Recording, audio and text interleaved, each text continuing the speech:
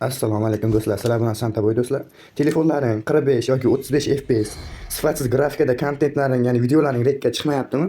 Men sizlarga 35 va 45 FPS telefonda Ultra HDR, ya'ni iPad zo'rg'a ochadigan grafikani ochishni o'rgataman. Hech qanaqa laglarsiz va hech qanaqa qochishlarsiz bo'ladi.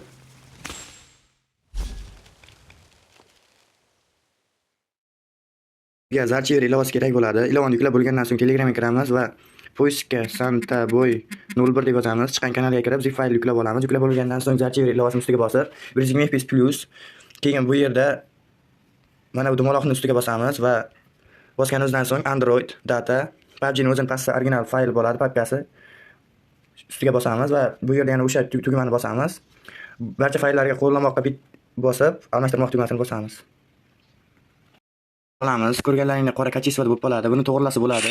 To'g'rilash uchun nastroykaga kiramiz va grafikaga kirsak, mana HD formatda ochmoqda, Ultra HDR. Grafikani to'g'rilash uchun tasvirni taqqoslash, sifatini taqqoslashga bosamiz. Va bosganimizdan so'ng pastga tushamiz va yorqinlik tugmasini 110 qilib qo'yamiz.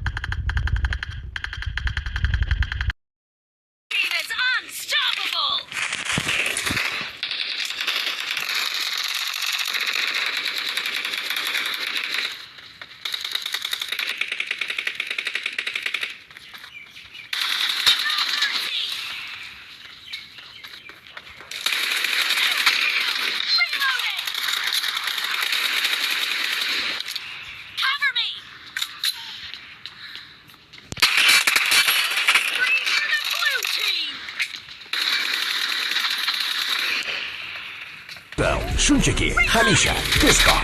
Wow, tezligini qarang.